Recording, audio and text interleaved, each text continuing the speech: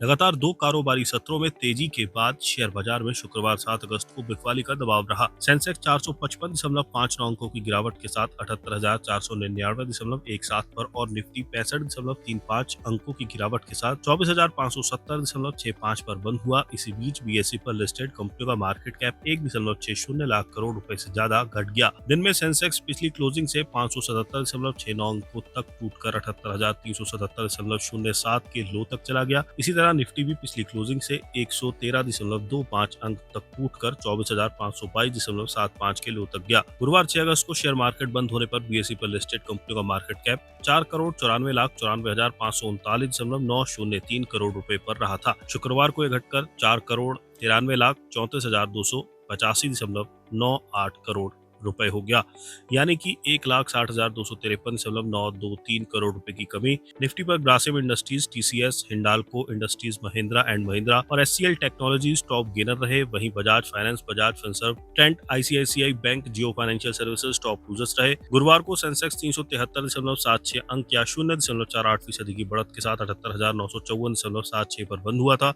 Nifty 11.35 अंक या 0.05% बढ़कर 24,636 पर बंद हुआ था। बीएसई पर स्मॉल कैप सेलेक्ट सूचकांक 0.89% चढ़कर, जबकि मिड कैप सेलेक्ट 0.14% के लाभ में रहा था। भारतीय करेंसी रुपया शुक्रवार को अमेरिकी मुद्रा मुकाबले में 2 पैसे की मामूली बढ़त के साथ 95.20 प्रति डॉलर पर बंद हुआ। डॉलर सूचकांक में मामूली बढ़त और अमेरिकी बॉन्ड यील्ड में बढ़ोतरी के बीच रुपया गुरुवार को 14 पैसा कमजोर होकर 95.22 प्रति डॉलर पर बंद हुआ था। एशियाई बाजारों में गिरावट और तेजी का मिला-जुला रुख रहा। दक्षिण कोरिया का कॉस्पी और जापान का निक्केई 225 इंडेक्स लाल निशान में रहे। ताइवान वेटेड और एसईटी कंपोजिट में भी गिरावट रही।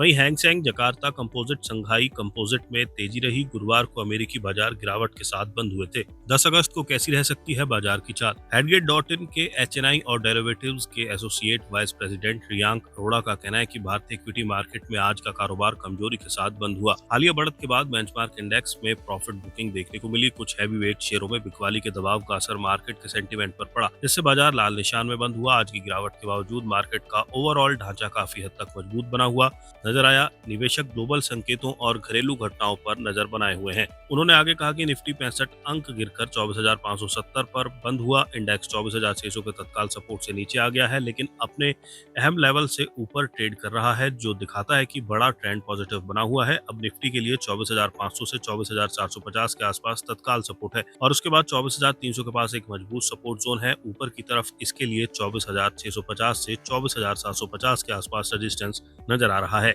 अगर निफ्टी लगातार इस जोन से ऊपर बना रहता है तो फिर से तेजी आ सकती है और ऊंचे स्तरों के लिए रास्ता खुल सकता है। रियांक अरोड़ा ने आगे कहा कि सेंसेक्स 317 अंक गिरकर 77,746.00 पर बंद हुआ। सेशन के दौरान इंडेक्स में बड़े पैमाने पर प्रॉफिट बुकिंग देखी गई, लेकिन ये अपने अहम सपोर्ट लेवल से ऊपर बना रहा। इसके लिए तत्काल सपोर्ट 77,500 से 77,300 के आसपास है, जबकि रेजिस्टेंस 78,000 से 78,300 के पास दिख रहा है। उन्होंने कहा कि रेजिस्टेंस जोन के ऊपर कोई भी निर्णायक चाल शॉर्ट टर्म आउटलुक को मजबूत करेगी। बाजार को ओवरऑल ट्रेंड पर बात करते हुए उन्होंने कहा कि बढ़त के बाद बाजार में हेल्दी करेक्शन का एक दौर देखने को मिला है। आज ऊपरी स्तरों पर मुनाफा वसूली हुई। जब तक अहम सपोर्ट लेवल बचे हुए हैं, तब तक कुल मिलाकर बाजार का रुख तेजी के पक्ष में रहेगा।